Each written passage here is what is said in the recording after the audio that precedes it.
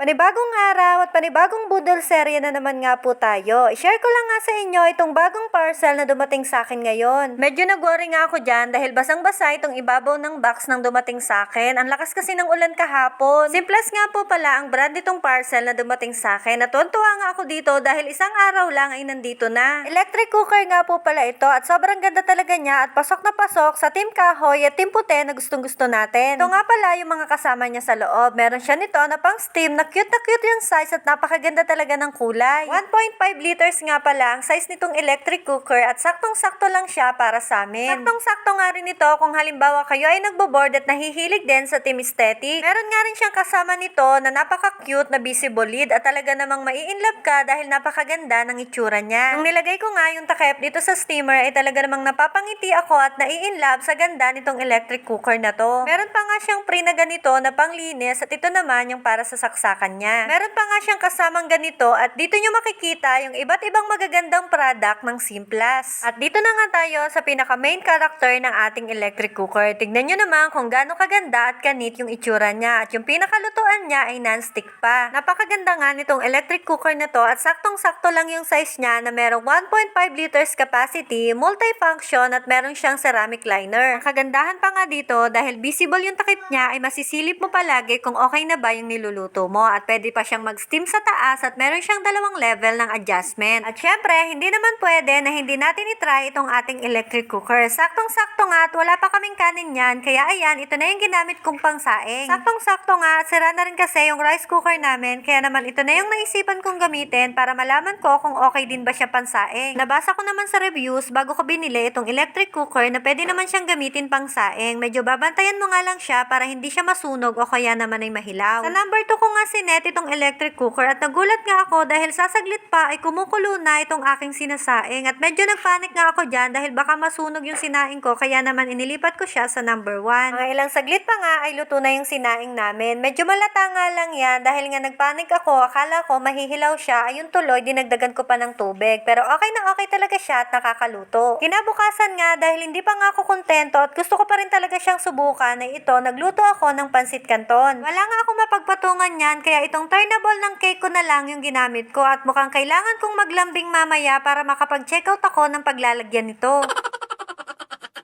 At pati na nga yung aking electric kettle ay mukhang nanganganib na ngang mapalitan at baka sakaling mapanood na ni tatay ay mapag-checkout tayo. Sa number 2 ko nga pala ulit siya sinet at tignan nyo naman, sasaglit lang ay kumulo na agad itong nilagay kong tubig. Hindi ko pala napansin na di ko napatay sa pagkaka-video itong aking cellphone. Kaya naman ayan, mapapakita ko sa inyo kung gaano kalakas at kabilis kumulo yung tubig dito sa loob ng electric cooker. Ay lang saglit pa nga ay luto na itong pansit na niluluto ko at meron na akong pang-almusal ngayong umaga. Ito nga yung level na meron siya. Itong number 2 yung pinakamalakas, yung number 1 at yung isa para naman patayin itong ating electric cooker. Ganun nga lang po kadali magluto dito sa ating Simplas electric cooker. Kaya naman kung gusto nyo rin ito ay ilalagay ko na lang yung link ng pinagbilan ko sa comment section. At ayun lang, salamat!